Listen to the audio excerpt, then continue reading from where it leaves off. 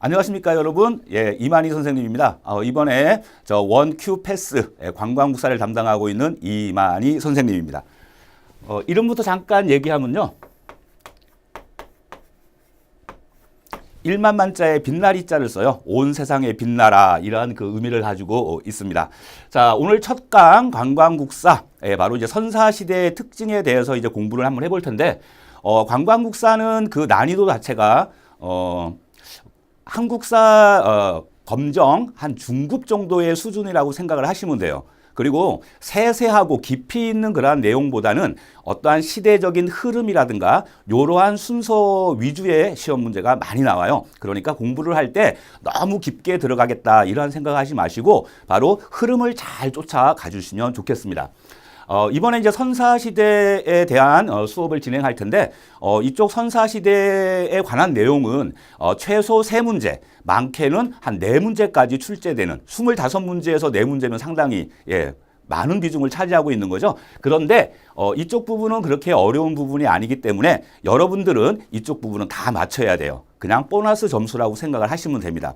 자, 그렇다면 이번에 수업의 그 방향성에 대해서 간단하게 얘기를 할 텐데 선사시대 같은 경우에는 바로 어떠한 것들이 시험에 나오는지 그 핵심적인 포인트를 위주로 해서 수업을 진행할까 합니다. 자, 오늘 첫 수업인데 저를 믿고 잘 따라와 주시면 여러분들 좋은 결과를 꼭 만들어 드리도록 하겠습니다. 자, 그러면 본격적으로 수업을 시작을 할게요. 우리가 일반적으로 선사시대 이러한 이제 표현을 쓰는데요. 선사시대의 반대 개념이 무엇이냐면 바로 역사시대예요. 역사시대와 선사시대의 차이가 무엇일까? 역사라고 하는 것은 역사라고 하는 것은 바로 기록된 시기. 즉 기록으로서 남겨진 그러한 시대를 우리가 역사시대라고 얘기를 합니다. 그러면 기록이 남겨지려면 반드시 무엇이 있어야 될 것 같아요? 그렇죠. 바로 문자가 있어야 되겠죠. 그래서 문자의 발명과 사용으로 인하여 그 당시에 어떤 그 사람들의 생활의 모습이라든가 아니면 있었던 일들 그러한 것들이 기록되어지겠죠. 그러한 것들을 역사시대라고 하고 그리고 선사시대라고 하는 것은 앞설 선자를 써요. 그래서 그 기록된 시기 이전의 시기, 즉 기록으로 남아있는 것이 없다라는 얘기예요. 그렇다면 바로 이러한 선사시대의 우리 선조들의 생활상은 어떠한 식으로 우리가 파악을 할 수가 있을까요? 기록이 남겨진 게 없으니까. 바로 그것은 바로 그 분들이 남긴 여러 가지 다양한 유물이나 유적 등을 통해서 바로 이 사람들이 이러한 생활을 했을 것이다 라고 뭐 하는 거예요? 추정을 하는 겁니다. 추정. 기록되어진 것이 없으니까 100% 확실한 것은 아니에요. 100% 확실한 건 아닌데 아마도 그럴 것이다. 바로 그러한 추정을 통해서 이제 우리가 선사시대의 우리 선조들의 생활 모습을 파악할 수가 있어요.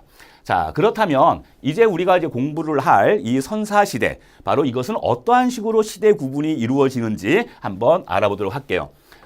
선사시대다라고 얘기했을 땐 일단 기본적으로 바로 석기 시기 그리고 청동기 시기 그리고 또 하나가 철기 시기 이러한 식으로 이제 구분을 할 수가 있어요. 그래서 석기, 청동기, 철기 그러면 이렇게 선사시대를 석기와 청동기와 철기로 구분하는 과연 기준은 무엇인가? 뭐 어려운 내용은 아니겠죠. 이것은 바로 그 사용된 도구의 주된 재질이 무엇인가 라는 걸 가지고 석기, 청동기, 철기 이러한 식으로 이제 구분을 하게 되는 거예요. 주로 석기 시대다라고 얘기하면 당연히 돌멩이를 주된 재료로 사용을 한다. 청동기는 바로 아연과 구리를 합금한 것이고요. 그리고 이제 바로 이제 철기는 바로 철을 주 소재로 이제 하게 되는 거예요. 자, 그런데 청동기나 철기 시대나 석기가 사용되지 않았다라고 얘기하면 잘못된 거겠죠. 요즘에도 바로 현대에도 돌을 이용한 도구는 충분히 이제 사용될 수가 있게 되니까 그거는 이제 참고해 주시면 돼요. 자, 그런데 이제 본격적으로 시험에서 가장 많이 나오고 있는 부분이 바로 여기 있는 석기 시대인데, 자, 이 석기 시기는 또한 크게 세 개로 나눌 수가 있어요. 바로 구석기 시대, 그 다음에 중석기 시대, 그리고 신석기 시대. 이렇게 이제 나눠지겠죠. 그래서 아주 먼 석기 시기, 그 다음에 중간 정도 되는 석기 시기, 그리고 가장 빠른, 이른 바로 석기 시기. 이렇게 해서 이제 나뉘어지게 됩니다. 그래서 일단 여러분들이 구석기, 중석기, 신석기, 청동기, 철기, 바로 이 시기에 바로 주요한 특징들을 공부하는 것이 바로 오늘의 바로 본 수업의 내용이라고 할 수가 있겠어요. 자, 그렇다면 이제 본격적으로 그러면 구석기, 중석기, 신석기, 청동기, 철기 시대에는 어떠한 생활을 하면서 살았을까? 그거를 가지고 한번 정리를 해보도록 할게요. 자, 일단 먼저 칠판을 깨끗하게 한번 지워보도록 하겠습니다. 자, 먼저 구석기부터 한번 들어가 보도록 할게요. 구석기, 중석기, 신석기. 자, 그러면 어떠한 것들이 이제 시험에 나오는지 일단 구석기 시대의 주요한 특징은 어떠한 거냐면요.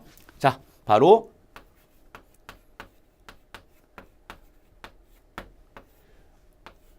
구석기 시대의 대표적인 유적지가 어디 있는가? 이러한 것들을 여러분들이 이제 공부를 하셔야 돼요. 그래서 구석기 시대의 대표적인 유적지라고 하면 주로 어디를 기준으로 해서 바로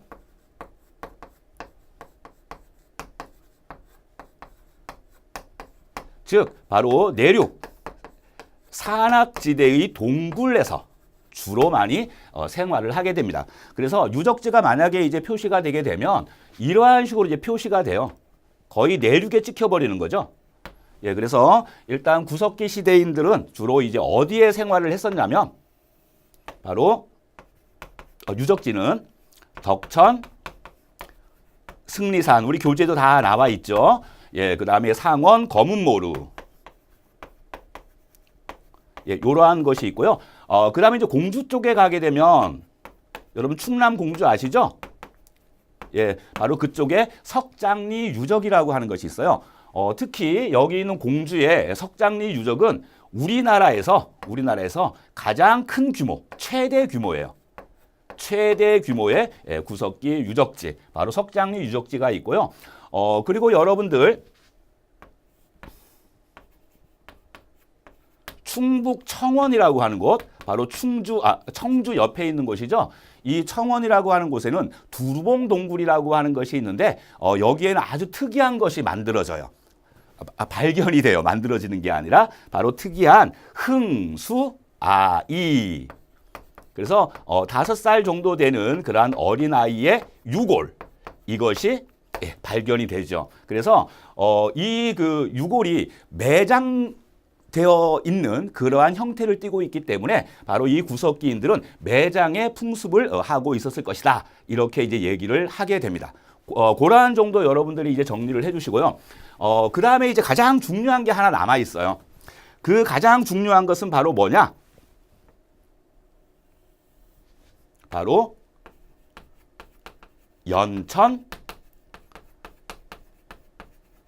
전곡리 유적이에요. 여러분들 경기도 최북부 지방에 바로 연천군이라고 하는 곳이 있죠. 관광자원해설에도 여러분들은 이제 이 연천이라고 하는 곳을 공부를 했을 거예요. 바로 이제 북한이 기습용 남침 땅굴을 파놓은, 그래서 첫 번째 발견된 그 지역이 바로 연천이에요. 그래서 바로 이 연천에는 바로 안보 관광지, 이쪽으로 이제 많이 홍보를 하고 있죠. 제1땅굴 기억을 해주시고요. 바로 이 전곡리 유적은요, 왜 중요하냐면 바로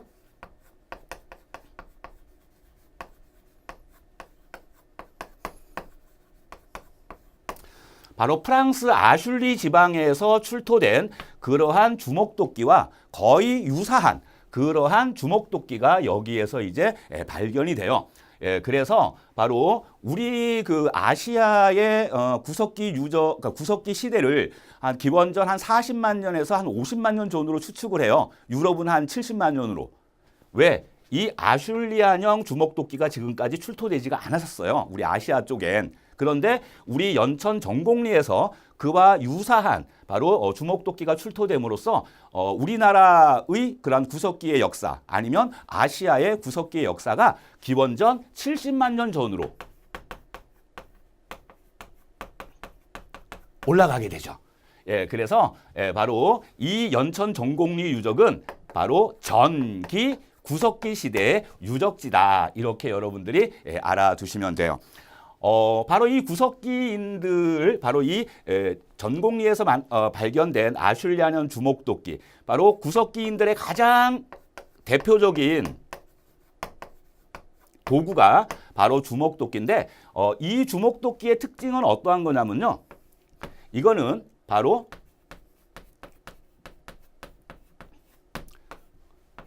큰 몸통 바위를 다른 큰 바위나 이런 걸로 부딪혀서 바로 쪼개진 그러한 파편들을 이용해서 바로 요와 같은 형태의 도구를 만들어 놓는 거예요. 이러한 것들을 우리가 뗀석기라고 얘기합니다. 떼어낸 석기 이러한 뜻이에요. 그래서 제가 학교 다닐 때에는 이러한 뗀석기라고 하는 그런 순화된 우리말의 개념이 없었고 이거를 뭐라고 얘기했었냐면 두들겨 패서 만든 석기다라고 해서 타제석기라고 얘기를 했어요. 이제 아무튼 이 주먹도끼가 있었다라는 거 알아두시고요. 자, 그러면 구석기의 가장 중요한 특징은 이제 거의 다 한 거나 마찬가지예요. 일단 뭐 했어요? 일단 유적지를 했어요. 그리고 얘네들의 사는 공간, 주로 이제 동굴 이런 데에서 이제 생활을 했다. 내륙 지방의 동굴. 자, 그러면 이제 하지 않은 이 아이들은 과연 무엇을 먹고 살았을까? 바로 경제 생활이 궁금하시죠? 바로 얘네들은 바로 채집과 사냥을 하면서 이제 먹고 살게 되는 거죠.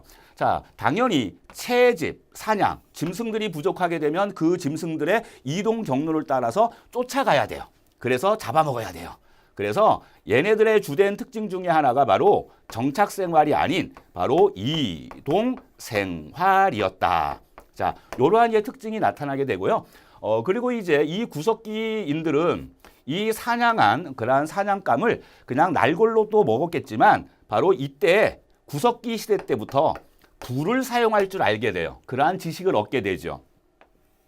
바로 정글의 법칙이라든가 이런 데서 보게 되면 불 만들죠. 그러한 식으로 해서 이제 불을 만들어서 그 고기를 이제 구워 먹는 바로 바베큐 파티 이러한 것들을 하면서 이제 살았다. 자, 요 정도로 정리하시면 됩니다. 구석기는. 그리고 이제 이 구석기가 지나게 되면서 바로 어느 시기로 넘어가게 되냐면 중석기 시대로 넘어가게 돼요. 중석기.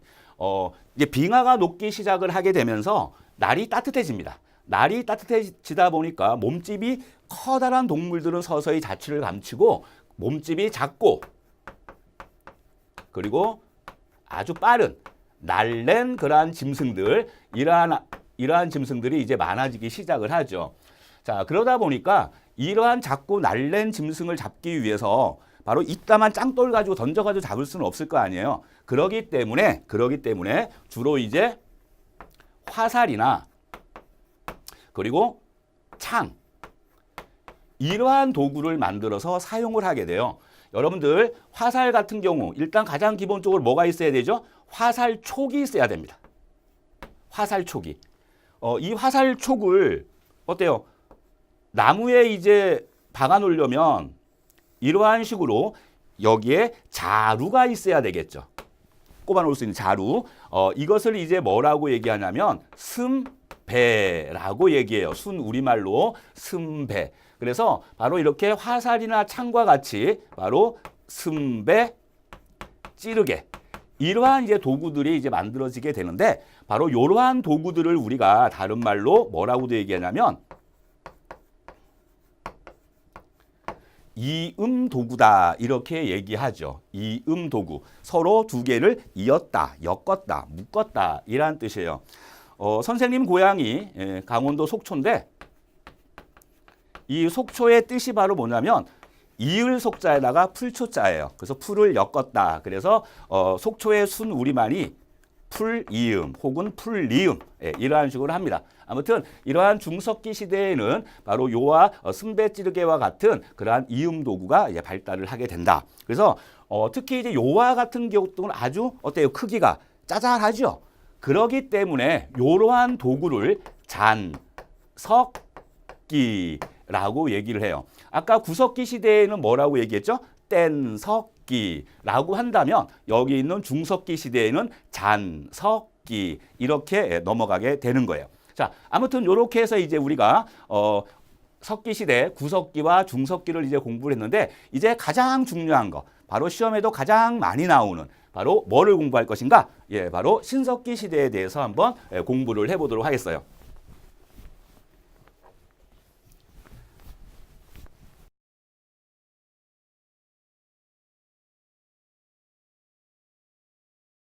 자, 그러면 이제 가장 중요한 부분 바로 신석기인들의 생활 모습에 대해서 공부를 할 텐데 주로 이제 신석기인들은 어떠한 경제 활동을 하면서 살았을까? 주로 어떠한 주거지에서 생활을 했을까? 바로 이와 같은 의식주에 관련된 그러한 내용을 가지고 한번 공부를 해보도록 하겠습니다. 자, 일단 첫 번째 우리 신석기인들은 어디에 살았을까? 어디에 살았을까? 예, 요걸 가지고 이제 공부를 할 텐데요. 자, 신석기인들의 유적지라고 얘기했을 땐 가장 대표적인 것이 바로 우리 서울에 있는 거예요. 바로 서울 어디? 예, 바로 암사동 유적이 있어요. 서울 강동구에 가게 되면 여러분들 저기 그 천호동 바로 옆에 있는 동네가 이제 암사동이거든요. 지하철 8호선. 바로 이 암사동 유적이 일제시대 때 이제 발견이 돼요. 그래서 바로 우리 한강 유역에 바로 신석기인들이 생활을 했다라고 하는 것을 이제 알 수가 있죠. 미사리 쪽에도 좀 있고요. 그리고 또한 대표적인 곳이 바로 이쪽인데요.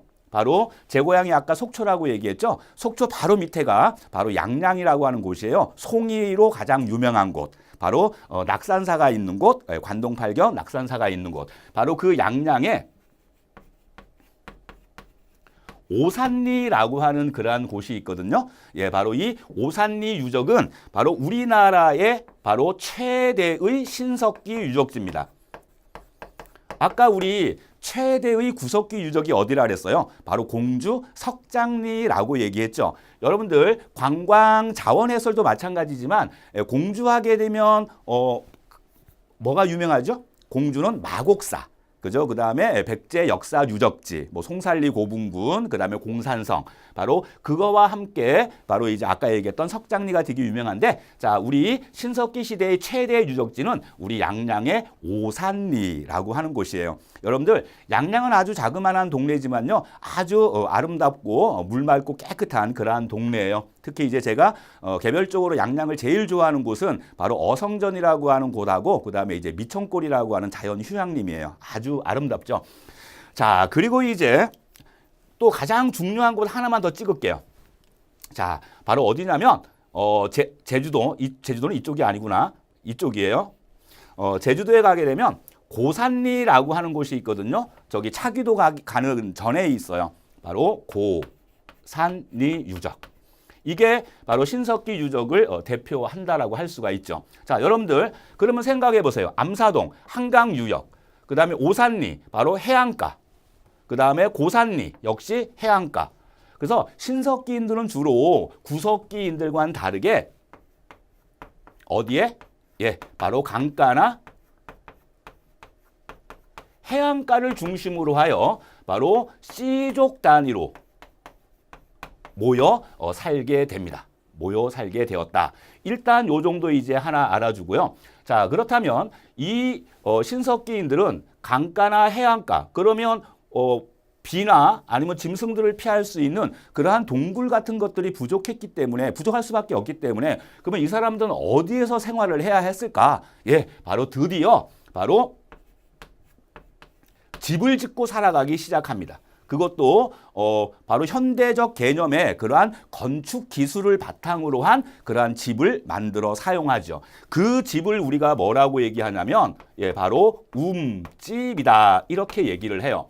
자, 그러면 바로 신석기인들의 집자리터, 바로 그 움집은 어떠한 구조를 가지고 있는지를 여러분들이 이제 알아야 돼요. 좀 특이해요.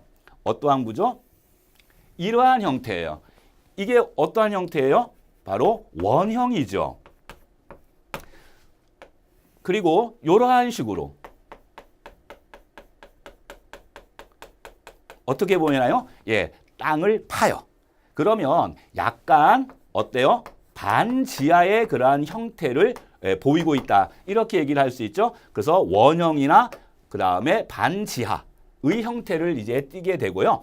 주로 이제 한 5인에서 한 8인 규모로 이 움집에서 이제 모여 살게 되는데 바로 여기다가 지지대 이러한 것들을 이제 나무떼기 이러한 것들을 이제 박아놓고 이렇게 박아놓고 그 주변에다가 이제 풀과 같은 거 이러한 것들을 엮어서 이제 움집을 만들게 이제 되는 겁니다. 바로 이러한 형태가 나타난다라고 하는 거고 또 하나의 특징은요. 구석기인들 시기부터 이제 불을 피웠다라고 얘기했잖아요. 우리 올 겨울은 그렇게 춥지는 않았으나 바로 한반도는 상당히 겨울철엔 되게 춥죠. 그렇기 때문에 바로 이 신석기인들은 화덕을 사용을 했어요. 화덕. 그래서 화덕을 놓던 자리가 바로 어디에 이제 위치하게 되냐면 바로 이 집자리 중앙에 위치하는 그러한 이제 특징을 보이고 있죠. 아무튼 요것이 신석기인들의 주거 문화의 특징이다. 이렇게 얘기를 할 수가 있습니다. 자, 그리고 이제 가장 중요한 거 신석기인들의 경제 활동에 대해서 한번 알아볼게요. 여러분들 엘빈 토플러라고 하는 사람이 뭐 제1의 물결, 제2의 물결, 제3의 물결 이러한 이제 표현을 했죠. 바로 제1의 그 물결이라고 하는 것이 바로 뭐냐면 우리가 흔히 얘기하는 바로 신석기 혁명이라고 표현하는 거예요. 여러분들 혁명이라고 하는 것이 뭐죠? 삶의 방식이 근본적으로 변화하는 거예요. 그래서 이전의 시기와는 완전히 질적으로 바로 변증법적인 발전을 통한 그러한 고차원적인 생활의 모습으로 변화하는 것. 그거를 이제 우리가 혁명이다 이렇게 표현하는데 예, 바로 신석기인들은 그 이전의 중석기 혹은 바로 구석기인들과의 생활과는 질적으로 차이가 나요. 그게 바로 뭐냐면 바로 뭐 때문에 가능했냐면 이것 때문에 가능하게 돼요. 드디어 농사를 지을 줄 알게 됩니다. 우연찮은 기회에 바로 농사를 지을 수 있는 그러한 이제 방법을 찾아내죠. 자, 농사가 시작되었다. 농경이 시작되었다라고 하는 것은 그러면 어떠한 모습으로의 변화가 있었는가? 여러분들 농사를 짓지 않게 되면요. 옛날에 구석기인들은 이동 생활을 했다 그랬죠. 얘네들은 드디어 어떠한 생활을 합니까? 예, 바로 정착 생활이 가능하게 되죠. 그리고 농사를 짓게 되게 되면요. 사람들이 많이 모여 살게 돼요. 많이 모여 살다 보니까 트러블도 많이 생길 것이고 바로 구성원들이 지켜야 할 그러한 규범 따위들이 만들어져요. 그리고 또 한 가지 농사가 시작되게 되면 여러분들 농사라고 하는 것은 바로 자연 환경에 상당히 민감한 그러한 그 업종이라고 할 수가 있겠죠. 예, 바로 농사는 태양과 바람과 비와 구름 이러한 것들과 밀접한 관계를 맺고 있는 거예요. 그렇기 때문에 바로 농사가 잘 되려면 이러한 태양이나 아니면 비나 바람 이러한 것에 의존을 할 수밖에 없겠죠. 이러한 과정에서 바로 드디어 초보적이긴 하지만 바로 원시 신앙이라는 그러한 어떤 그 형태가 서서히 나타나게 되죠. 물론 뭐 이거 여러분들 다 알다시피 원시 신앙에는 바로 신과 그 다음에 인간 혹은 자연과 인간을 연결시키는 샤먼을 숭배하는 샤머니즘, 그 다음에 애니미즘 혹은 정령신앙, 이러한 다양한 신앙들이 이제 등장하는 시기, 바로 이 시기가 바로 신석기예요. 그래서 바로 원시 신앙이 등장하고 그 다음에 바로 정착 생활이 가능하고 여러 가지 다양한 토기, 이러한 것들이 만들어지게 되는 근본적인 이유가 무엇인가라고 얘기했을 때 여러분들은 농경의 시작이다, 이렇게 알아두시면 됩니다. 자, 그런데 중요한 포인트가 하나 있어요. 가장 중요한 포인트. 그 가장 중요한 포인트라고 하는 것은 무엇인가? 거기다가 여러분들 별표를 25개 해주세요. 25개 하라는 이유가 있을까요? 그냥 없어요. 중요하니까 그냥 하라는 얘기예요. 자, 바로 이 농경이 시작됨으로 인하여 정착이 가능했고 여러 가지 규범들이 형성되었고 그 다음에 바로 원시신앙, 이러한 것들이 만들어지게 되었다. 자, 그런데 더 중요한 것은 이 시기에는 우리가 지금 주로 먹는 것이 바로 뭐죠? 쌀이잖아요.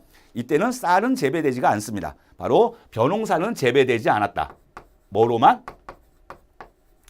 바로 이거예요. 밭농사. 그래서 조, 보리, 수수, 이러한 밭농사 위주로 미약하지만 이러한 것들이 이루어졌었다. 그 정도 이제 알아두고요. 자, 그런데 이 밭농사가 오늘처럼 대규모로 진행될 수는 없었을 거 아니에요. 그렇기 때문에 바로 이 농경이 주된 경제의 원천은 될 수가 없어요. 그 이외의 것들이 더 커요. 역시 여전히 바로 채집과 사냥, 그리고 또 중요한 것은 어로. 여러분들 강가나 해안가에 가게 되면 물고기가 많을 거 아니에요. 그러한 어로 작업, 이러한 것들이 활발해진다. 그거까지 이제 정리를 이제 하시면 돼요. 자, 그 다음에 이제 우리가 신석기를 공부할 때 해야 하는 것은 바로 이제 뭐냐면 바로 도구예요. 도구. 당연히 도구는 석기 시대다 보니까 짱돌을 가지고 주로 이제 연장을 만들어 사용을 했겠죠. 자, 그러면 이제 일단 석기. 대표적인 것이 어떠한 것이 있는가? 바로 이 시기의 것들을 우리가 간석기라고 얘기를 해요. 간석기라고 하는 것은 예전에 저희가 학교 다닐 때 배웠을 땐 마제석기 이렇게 배웠어요. 연마하였다, 다듬었다, 이러한 뜻이에요. 그러니까 이제 이와 같은 돌판을 부드럽게 마모질을 해서 바로 도구를 만들어 놓는 거죠. 뭐 이런 거 위에다가 이제 볼이나 조나 이러한 씨앗을 올려놓고 작대기로 이렇게 밀어버리게 되면 껍질도 벗겨주고 이러한 식으로 할 거 아니에요. 바로 이러한 석기, 바로 간석기, 이러한 것들이 이제 사용되었다. 그 다음에 이제 대표적인 바로 요거를 또한 알아둬야 돼요. 토기. 여러분들 그릇이라고 하는 것이 왜 생겼을까요? 도토리 주워서 저장해 놓을 수도 있고 그 다음에 수확한 그러한 곡물들을 하루아침에 다 쳐 드실 수는 없을 거 아니에요. 그러니까 그릇에다가 이제 보관을 하겠죠. 바로 이 시기에 대표적인 토기하게 되면요. 바로 일은 민문이 토기.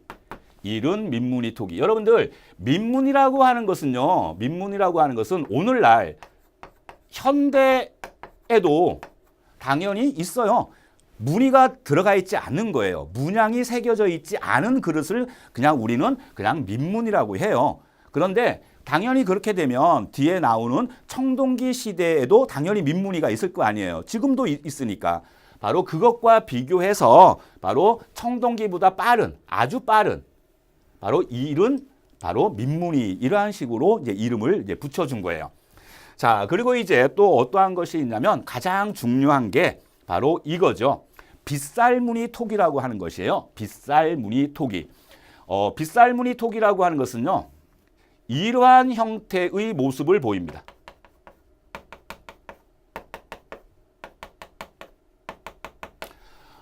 마당 있는 집에서 살고 계시는 분들은 집에 빗자루 하나 정도는 있을 거예요. 특히 이제 마당을 쓸 때 가장 그 효과적인 그 빗자루가 바로 쌀이나무로 만든 빗자루예요. 그게 이제 쌀이 빗자루인데 그 빗살처럼 생겼다라고 해서 빗살무늬 토기, 예, 이러한 식으로 이제 얘기를 하게 되는데요. 가장 중요한 특징은 이 부분이에요. 어때요? 바로 끝부분이 아주 뾰족하게 생겼죠? 뾰족하게. 이것은 어떠한 의미인지 100% 확실한 건 아니지만 아까 뭐라 그랬죠? 우리는 기록으로 남겨진 게 없으니까 우리는 그 아이들의 유물과 또한 유적지를 통해서 유추해 볼 수 있을 정도다라고 얘기했죠. 그래서 이거는 100% 확실한 건 아닌데 강가나 해안가에 살다 보니까 만약에 물이 많이 들어와서 쓸려 내려갈 수가 있다. 예, 그래서 이거를 이렇게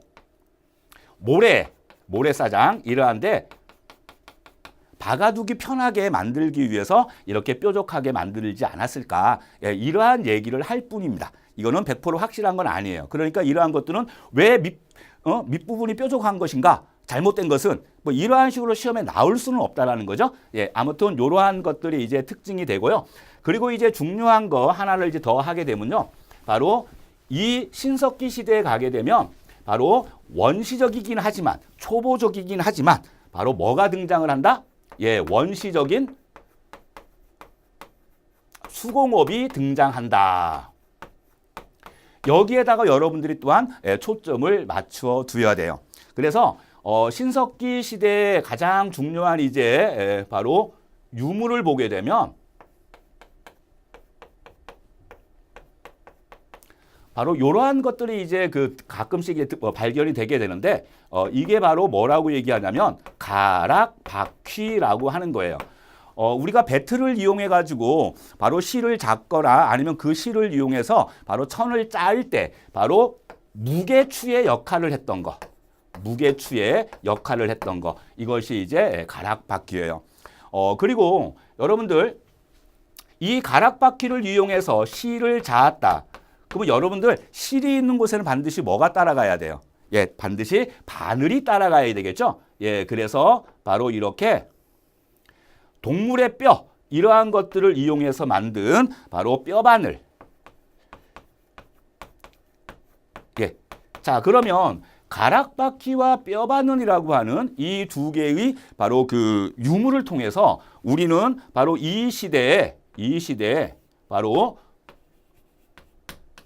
옷을 만들어 입었을 것이다. 예, 이러한 식으로 당연히 추측을 할 수가 있죠. 아무튼 수공업, 가락바퀴와 뼈바늘은 바로 수공업의 등장을 이제 보여주는 그러한 자료다. 이렇게 얘기를 해요.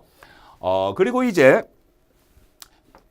여러 지역에 바로 신석기 시대의 패총이라고 하는 것이 바로 조개 무덤이라고도 얘기하죠. 이러한 것들이 이제 발견되어지는데 바로 이러한 형태의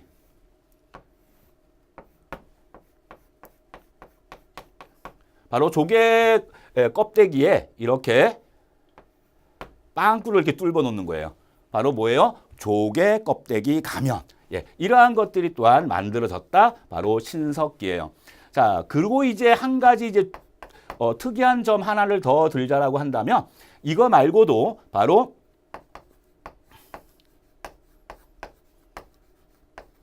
칠해거리라고 불리우는 그러한 장식물들이 이제 만들어져요. 여러분들 칠해라고 하는 말 들어본 적 있을 거예요.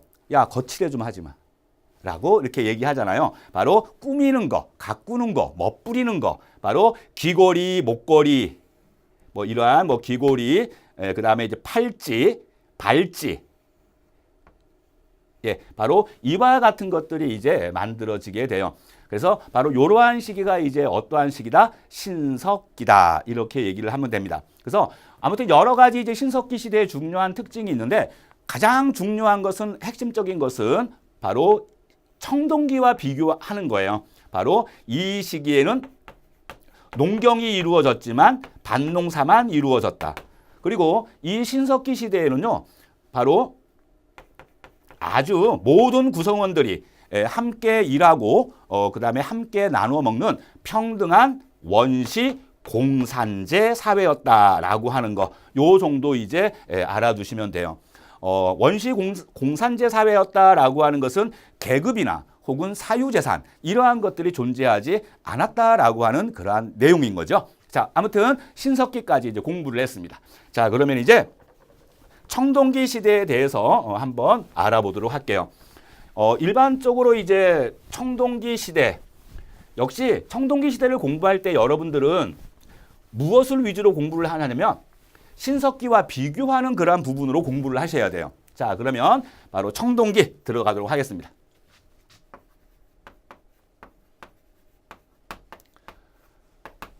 청동기는요, 주거 위치와 주거 형태 자체가 신석기와 크게 비교가 돼요. 자, 바로 얘네들은 어디에 이제 그 주거지를 만드냐면 주로 구릉지, 특히 뒤에는 산을 두고 앞에는 강이나 큰 내가 흐르는 그러한 배산 임수 지형의 구릉지에 주로 이제 집을 짓기 시작을 합니다. 신석기는 아까 뭐라 그랬죠?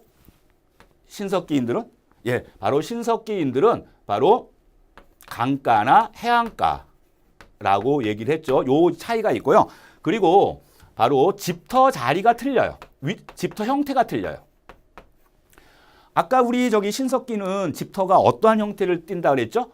이러한 원형 혹은 방형의 형태를 띈다라고 얘기한다면 바로 이 청동기인들의 주거지는 바로 이러한 직사각형이나 정사각형의 그러한 형태를 띠고 있다. 이러한 이제 차이가 있고요. 자, 또 하나의 차이는 화덕의 위치인데 신석기인들의 움집에는 바로 화덕이 정중앙에 위치해 있다라고 얘기를 한다면 바로 얘네들은 출입문 가까이 쪽에 화덕을 놓았던 그러한 자리가 나오게 된다라는 거예요. 그리고 신석기인들은 밑을 한 50cm 정도 파가지고 이렇게 반지하의 형태를 갖추어 두었다라고 한다면 이제는 그렇지 않죠. 그래서 이러한 형태를 우리가 뭐라고 표현하냐면 지상 가옥화라고 얘기를 해요. 자, 아무튼 이러한 이제 특징이 이제 나타나게 된다. 그래서 일단 바로 주거지의 형태, 위치에 대해서 이제 공부를 했고요. 자, 그렇다면 이 청동기인들의 유물, 가장 중요한 것만 이제 한번 공부를 할게요. 청동기인들의 유물이다라고 얘기했을 때는요, 가장 대표적인 것이 이거예요. 뭐처럼 생겼어요? 마치 악기 비파처럼 생겼죠? 바로 이와 같은 비파형 동검. 명심하세요. 비파형 동검. 여러분들 돌멩이나 나무로 싸움을 하는 거하고 이 청동을 가지고 칼을 만들어 싸움을 하는 거하고 큰 차이가 있겠죠. 바로 얘네들이 이때부터 이제 동검을 사용하다 보니까 활발한 정복 전쟁, 이것이 이제 발생이 되게 됩니다. 자, 그리고 또 한 가지 청동기인들의 주된 특징, 도구.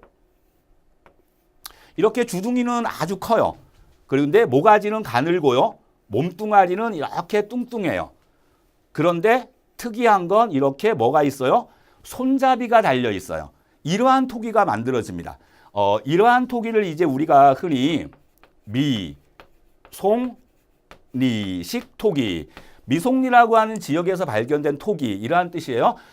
특히 여기 있는 비파형 동검과 미송리식 토기가 출토되는 곳은 공교롭게도 이제 바로 청동기 문화를 바탕으로 등장한 우리나라의 최초의 군장 국가. 그게 바로 뭐죠? 조선이에요. 왜 조선이라고 하지? 고조선인데, 원래의 명칭은 조선이에요. 그런데 이제 이성계와 정도전에 의해서 건국된 그러한 조선과 구별하기 위해서 훨씬 그 이전의 조선이다라고 해서 고조선 이렇게 얘기를 하게 되는 겁니다. 아무튼 이 고조선의 바로 그 영역과 일치되게 출토되는 그러한 것들이 여기 있는 뭐 비파형 동검, 미송리식 토기, 뭐 그 다음에는 이제 뭐 나중에 배우겠지만 이러한 고인돌, 이거는 탁자식 고인돌, 북방식 고인돌 이렇게 이제 불러요. 자, 바로 이러한 이제 그 유물들이 있는데 토기는 이 미송리식 토기 말고도요. 아까도 얘기했죠. 신석기에는 이른 민문이 토기, 그다음에 청동기에는 민문이 토기 이렇게 이제 구분을 할 수가 있고요. 그리고 이제 이 표면을 아주 부드럽게 갈아서 만든 간토기, 예, 이러한 것들이 이제 만들어지게 되는데요. 간토기는 뒤어 어느 시기? 철기 시대에도 만들어져요. 그런데 특징적인 것은 이 청동기 시기의 간토기는 어떠한 색상을 보이냐면요. 붉은색을 주로 띄어요. 그래서 붉은 간토기 이렇게 얘기하고 철기 시대에는 좀 거무틱틱해요. 검은 간토기 이렇게 얘기를 하죠. 처음 시작하면 여러분들 우리 간을 생각해 보세요. 젊었을 때 처음에는 어때요? 붉은 계열이죠. 시간이 지나면 어때요? 검어지죠. 그러한 식으로 하게 되면 외워주기 쉬울 거예요. 자, 그리고 이제 이 청동 시기에 가게 되면 이제 석기도 하나 공부를 해야죠. 청동기 시대가 되었다라고 해서 석기가 모두 자취를 감추는 것은 아니라고 얘기를 했습니다. 그래서 바로 이 시기에는 바로 어떠한 석기들이 이제 만들어지냐면요. 이러한 것들이 만들어져요.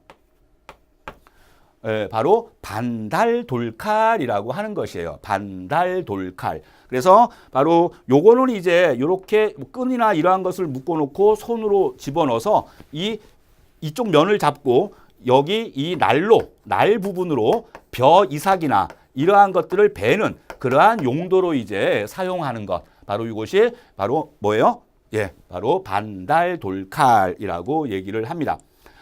그리고 이제 뭐 그림으로 보게 되면 뭐 가락바퀴와 큰 부격이 없는데, 예, 요렇게 면은 얇아요. 그리고 이렇게 빵꾸를 뚫어 놓고 여기다가 이렇게 나무떼기를 꼽아요. 예, 이걸 가지고 이제 도끼로 사용을 하게 되는 겁니다. 이와 같은 것들을 이제 우리가 뭐라고 얘기하냐면 바퀴날 도끼. 예, 이러한 것들 바로 만들어지게 되죠. 뭐 이거 이외에도 바로 홈자귀라고 하는 거, 이러한 것도 이제 만들어진다. 그래서 대표적인 석기 이러한 것이 있고요. 물론 이 시기에는 돌보습. 여러분들 보습이라고 하는 것이 뭔지 알죠? 보습이라고 하는 것은 이러한 식으로 생긴 건데 바로 이렇게 끈을 해놓고 이제 사람이 어때요? 끌고 다니면서 이거를 땅에다가 박고, 예, 바로 밭갈이 하는 용도. 이게 이제 돌보습인데, 물론 이 돌보습은 바로 신석기 때부터 쭉 계속 이어져 내려오고 있는 거예요.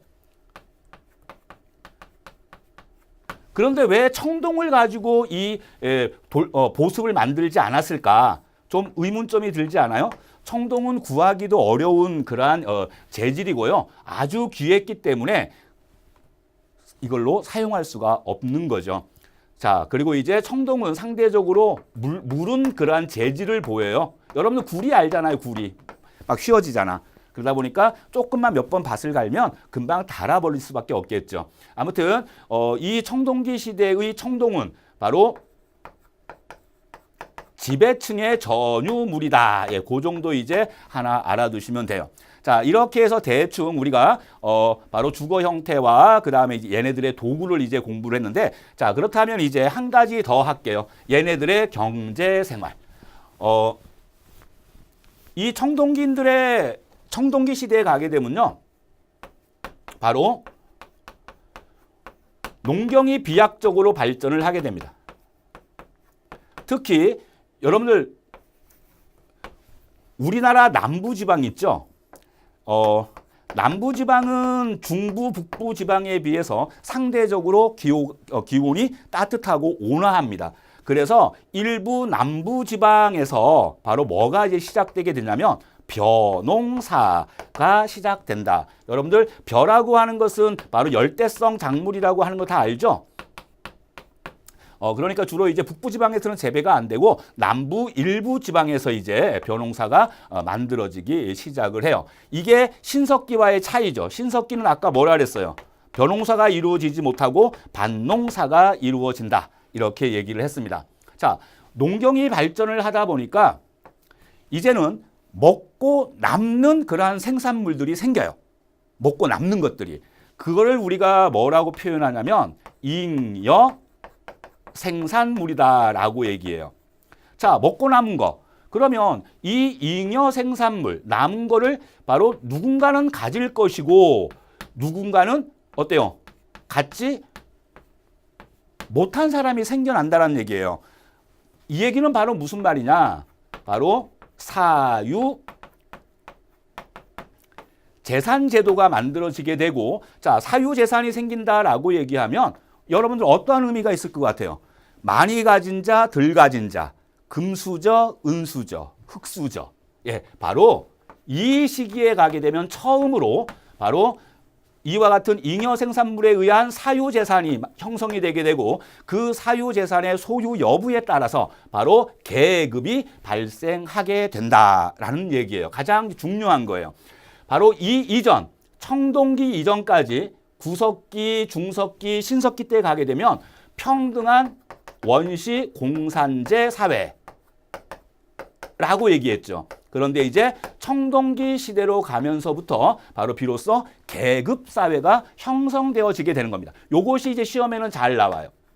그러면 계급이 생긴다라고 얘기하는 것은 바로 그 무리에 지배자가 생긴다는 얘기고 그 지배자를 우리가 일반적으로 군장이라고 얘기를 하죠. 그리고 이 무리의 우두머리가 다스리는 사회, 그 사회를 우리가 군장사회 이렇게 얘기를 하게 됩니다. 이 군장의 정치적인 그러한 영향력은 엄청나게 컸기 때문에요. 바로 이 군장이 죽게 되면 그 사후에 엄청난 무덤을 조성을 하게 되는데 바로 우리가 일반적으로 지성묘라고 얘기하는 바로 고인 돌 이것이 이제 만들어지게 되죠. 고인돌은 전 세계 고인돌의 50% 이상이 우리 한반도에 분포를 하고 있어요. 한반도 전역에 분포하고 있어요. 그런데 이제 그 중에서도 바로 여러분들이 이제 저기 관광자원 해설을 공부하다 보면 나중에 배우겠지만 바로 대표적인 고인돌 유적지가 인천의 강화, 그다음에 전북의 고창, 전남의 화순 이쪽 일대예요. 그래서 이 강화, 고창, 화순의 고인돌은 바로 2000년 당당히 세계문화유산, 유네스코의 세계문화유산으로 이제 등재가 되게 됩니다. 자, 그런데 여기서 국사 시험을 위해서 하나 특징적인 거, 강화 고인돌의 형태는 이렇게 생겼어요. 바로 이렇게 받침돌 두 개가 이렇게 있죠. 탁자 다리처럼. 그리고 수십 톤의 이러한 덮개돌을 올려놓은 것. 이것을 이제 탁자형 혹은 북방식 고인돌 이렇게 얘기를 하는데 여기 있는 바로 고창과 화순의 고인돌은 어떠한 식이냐면 이러한 식으로 생겼어요. 예, 바로 어때요? 받침돌, 괜돌을 이렇게 작은 걸 누고 그 위에 이렇게 덮개돌을 덮어놓는 이거를 바둑판식 남방형 이렇게 얘기를 합니다. 자, 아무튼 청동기 시대의 주된 특징은 바로 이와 같은 특징들이 나타나고 있다. 바로 이것이 이제 우리가 오늘까지 이제 공부한 내용이에요. 그리고 철기 시기는 바로 이제 고조선 이러한 을 공부하면서 이제 정리를 할 텐데, 자, 그러면 이제 우리가 배웠던 내용을 간단한 정리를 통해서 화면을 통해서 이제 보는 그러한 시간으로 하죠.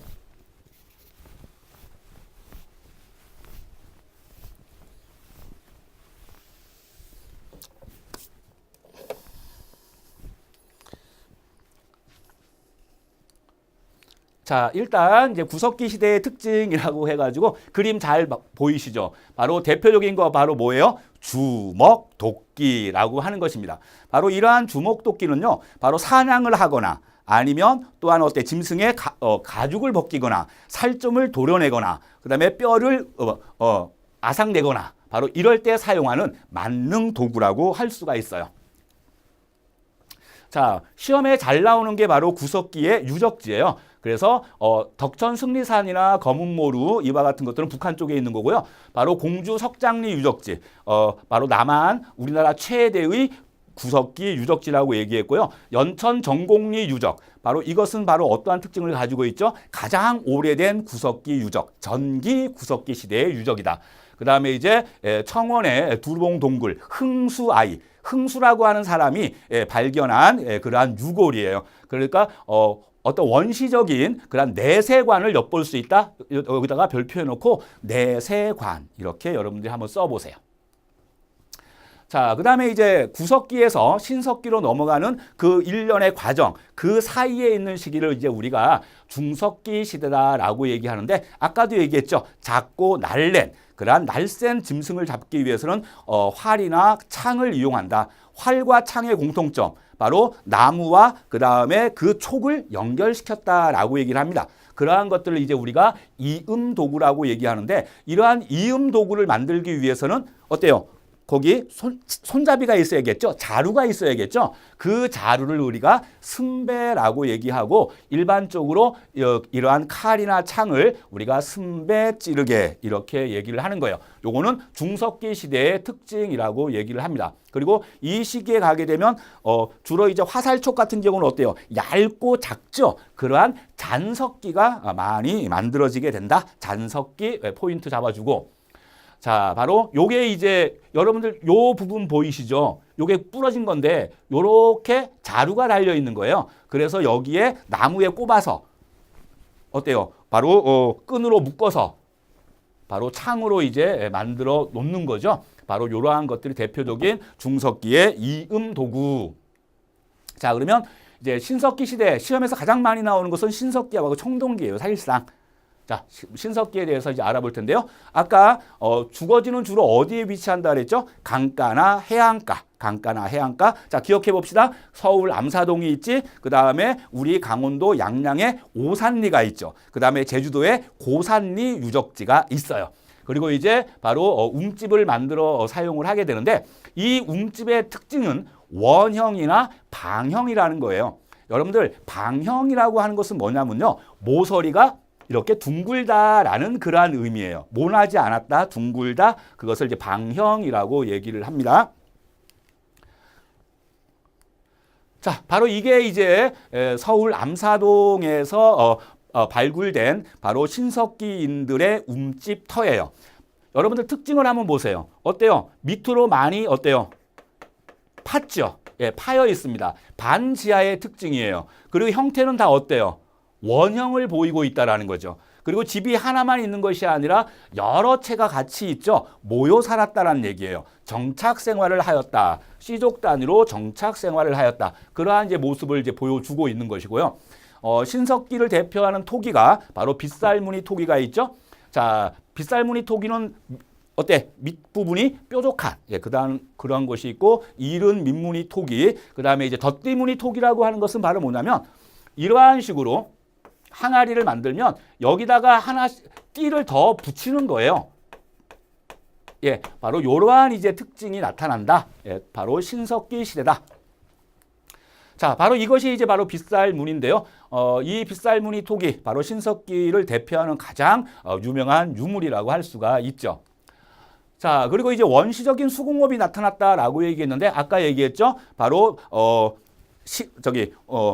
실을 뽑을 때 혹은 옷감을 자을 때 사용되는 중심추의 역할을 했던 거 가락바퀴, 그다음에 뼈바늘, 그리고 이제 장식용구, 바로 칠해거리 이러한 걸 통해서 이제 우리는 신석기인들의 바로 원시적인 수공업 형태가 있었음을 알 수가 있게 되는 거예요. 그래서 얘네들은 이제 동물 가죽 옷을 입던 데에서부터 탈피해서 또 바로 이제 옷을 만들어 입었다 이렇게 얘기할 수 있고요.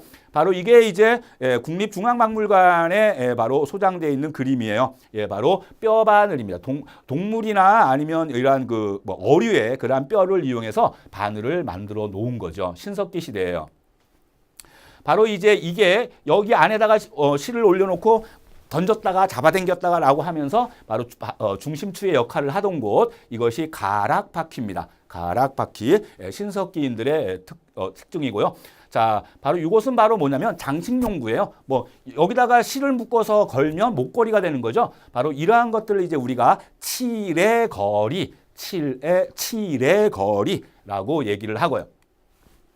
자, 바로 신석기에서 가장 중요한 것은 바로 신석기 혁명입니다.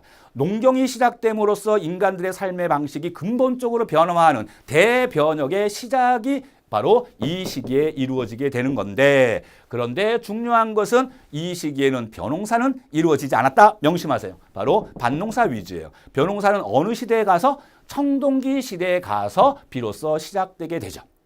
자, 그리고 이제 정착 생활이 있었고 원시적인 이와 같은 바로 신앙이 등장을 한다. 이것이 가능하게 된 가장 큰 이유는 무엇이냐? 바로 농경의 시작이다. 이렇게 정리를 해주시면 돼요. 아까 뭐 신석기 유적지는 이제 공부를 다 했었고요. 자, 다시 한번 정리를 하게 되면 농경이 시작되었다. 평등한 원시 공산제 사회. 아까 수업할 때 계급이 발생한 것은 언제라 그랬어요? 청동기 시대라 그랬죠. 벼농사가 시작된 것도 어느 시기라 그랬어요? 청동기 시기라고 얘기했죠. 바로 그 이전까지는 바로 벼농사는 행해질 수 없었고요. 그리고 계급도 발생하지 않았습니다. 사유재산도 존재하지 않았습니다. 평등한 원시 공산제 사회였어요. 자, 원시 신앙의 등장, 그 다음에 시족 사회였다. 원시 수공업이 등장하였다. 이러한 것이 되고요. 마지막으로 이제 청동기 시대에 가게 되면 이게 바로 청동기 시대의 집자리터예요. 어때요? 아까 우리 원형과는 좀 다르죠. 사각형으로 되어 있죠. 직사각형이나 정사각형의 형태를 띠고 있다. 그리고 밑으로 푹 파진 것도 없죠. 지상가옥화하였다. 이렇게 얘기를 하는 거예요. 자, 아까 얘기했던 비파형 동검입니다. 그래서 고조선의 영역과 일치되게 출토되는 바로 청동검, 비파형 동검. 바로 이러한 것들이 이제 바로 미송리식 토기예요. 주둥이는 상당히 크고 모가지는 좀 가늘고 배가 불룩하게 나왔고 가장 중요한 특징은 이렇게 손잡이가 달려있다. 바로 이 미송리식 토기도 역시 고조선의 바로 영역과 일치된다. 알아두시고 청동기 시대에 벼농사가 시작되었다. 사유재산이 발생했다. 그럼으로써 계급이 발생하였다. 활발한 정복전쟁이 시작되었다. 여러분들 정복전쟁에서 패한 아이들은 어떻게 되겠어요? 걔네를 잡아서 노예로 부려먹겠죠? 바로 노예가 있었다. 부족사회였다. 라는 거 알 수 있어요. 지금 여기 보게 되면 이러한 식으로 반달 형태로 구멍이 뚫려 있죠? 예, 바로 이게 반달 돌칼이에요. 주로 이제 곡식을 추수할 때 사용하는 그러한 용도로 사용했다. 어느 시기? 청동기. 이거는 이제 가락바퀴가 아니고요. 바퀴날 도끼라고 하는 것이에요. 여기다가 이제 나무를 꼽아서 이걸 가지고 이제 도끼 용도로 이제 활용을 하게 되는 겁니다. 그 다음에 이제 잘 안 보이겠지만 농사 짓는 그림이 그려 있는 바로 청동 유물이에요. 그래서 이것을 농경문 청동이라고 얘기를 합니다. 자, 아무튼 마지막으로 이제 이게 어때요?